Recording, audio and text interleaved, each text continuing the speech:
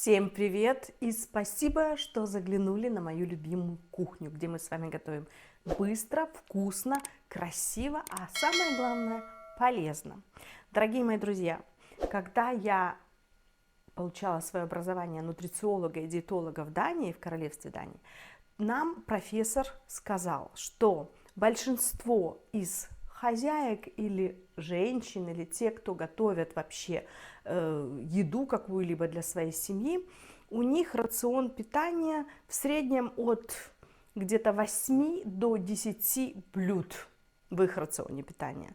То есть это фрикадельки какие-то, котлетки, курочка, бедрышки и так далее. Ну, в общем, все такое элементарное, которое мы повторяем из месяца в месяц и как-то варьируем, но тем не менее.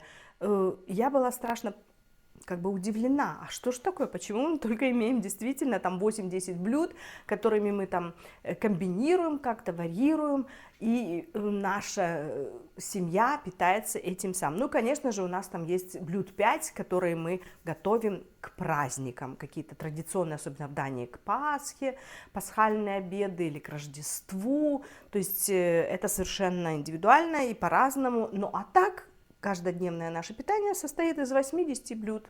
И действительно, я задумалась, что же мы такое готовим. И так оно и есть.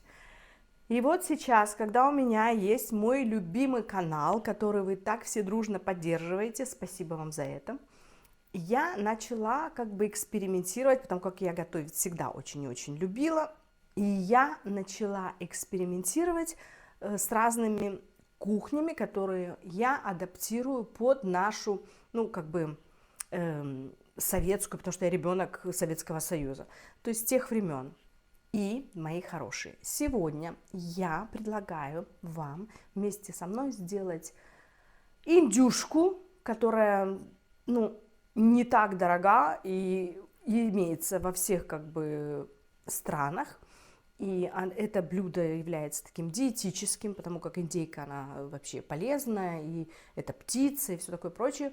Но я взяла бедро индейки и приготовила его сегодня совершенно по-другому, а-ля азиатский мотив.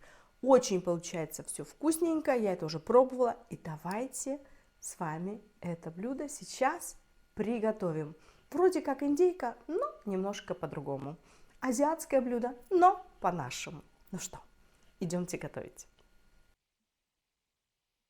Для приготовления нашего блюда нам понадобится большая сковорода с крышкой, маленькое полотенце, лопатка, силиконовая ложка и из продуктов питания растительное масло, килограмм индюшачьего бедра, 2 баклажана, которые, видите, я порезала уже вот так вот на 4 части колечками, потом 4 части, 200 грамм у меня стручковой фасоли, 2 средние луковицы, пучок зеленого лука, 3 столовые ложки крахмала. Крахмал может быть абсолютно любым, кукурузным, так и картофельным.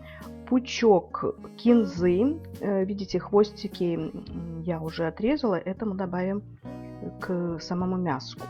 А вот лепесточки я порезала, мы будем подавать с ним. 5 зубчиков чеснока, столовая ложка кунжутных семечек и 3 столовые ложки соевого соуса. Вот так вот выглядит вся наша дружная компания. Ну, а теперь давайте приступать к приготовлению нашего блюда. Давайте смешаем наше мясо с баклажанами.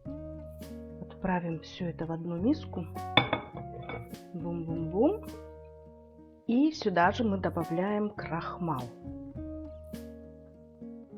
Теперь нам нужно это все хорошенечко помешать, чтобы мяско и баклажаны пропитались вот этим вот крахмалом. И они образуют такую, знаете, хрустящую корочку для нашего блюда.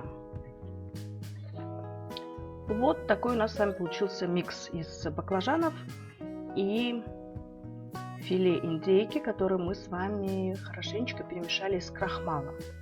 И по сути у нас наше блюдо уже наполовину готово. Теперь мы с вами должны просто-напросто приготовить к обжариванию этой всей прелести. В сковороду я уже налила масло, разогрела ее. И теперь аккуратненько сначала вот первую партию ложечкой я выложу мясо с баклажанами, для того, чтобы не брызгалось масло в разные стороны. Так. И остальную часть мы уже просто-напросто с помощью лопатки или ложки вкладываем в сковородку. Я увеличила немножечко температуру. И начинаем всю эту прелесть обжаривать. Мясо и баклажаны необходимо периодически переворачивать, для того, чтобы все у нас хорошенько обжарилось. Цвет мяса и баклажана, видите, немножечко уже поменялся. То есть они уже у нас обжарились и ужарились. И теперь самое время нам с вами добавить лук.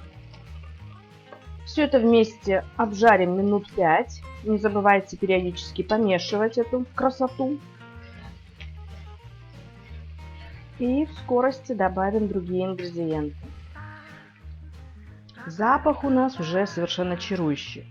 Теперь давайте добавим к луку с мяском и с баклажанами чеснок. Видите, я его порезала крупно, для того, чтобы он у нас не горел.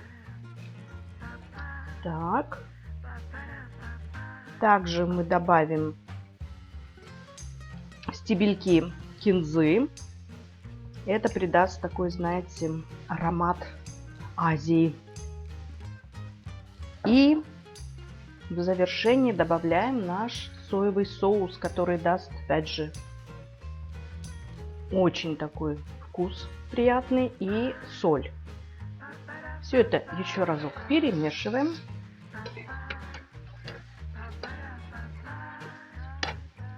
Теперь добавляем стручковую фасоль или горошек, как у меня был замороженный.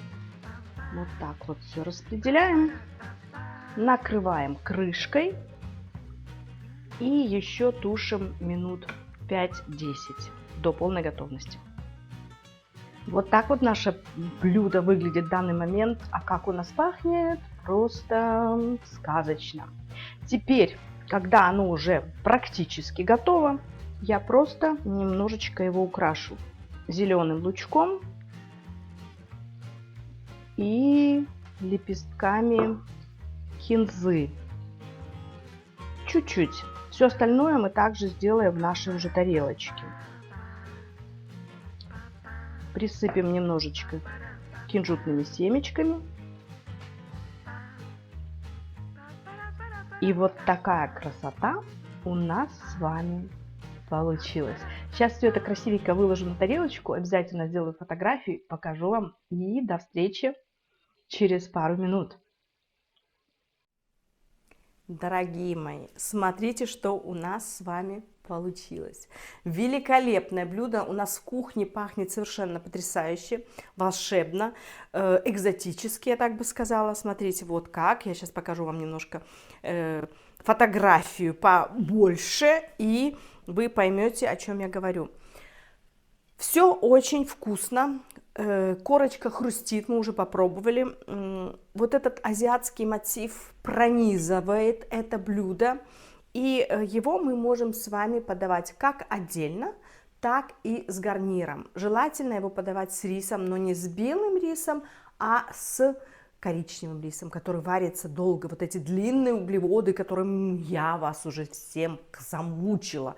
Длинные углеводы, которые не поднимают так быстро сахар в нашей крови и так далее. Не будет этих инсулиновых кривых и все остальное. Вот. Мы возьмем, конечно, не такую большую порцию, а гораздо меньше, если мы добавим длинные углеводы и большую такую горсть салата. И салат должен быть не просто помидорчики, огурчики, потому что там одна вода, а вот именно с листьями, с зелеными листьями, со шпинатом или с рукколой, или с какими-либо другими листовыми вот этими салатами. Если мы это все дополним, четверть этой порции салатом, длинными углеводами, у вас будет совершенно потрясающий, сбалансированный ужин или обед. И это принесет вам долгое насыщение, и все микро-макроэлементы, и никак не прибавит ваш вес. Дорогие мои друзья, пожалуйста, пробуйте, экспериментируйте и наслаждайтесь едой. Но, видите, я и в очередной раз переделала это блюдо. Казалось бы, ну индейка себе, индейка, ну что с ней, ну можно потушить. Но мы сейчас с вами приготовили на такой азиатский манер, и это очень-очень вкусно и полезно. Дорогие мои, пробуйте и готовьте вместе со мной. Оставляйте свои комментарии. И всегда, конечно же, помните, что мы едим для того, чтобы жить, а не живем, чтобы есть. Всех вас люблю, обняла. И до новых встреч, до новых вкусных, быстрых, полезных рецептов. С вами была ваша Виктория. Пока!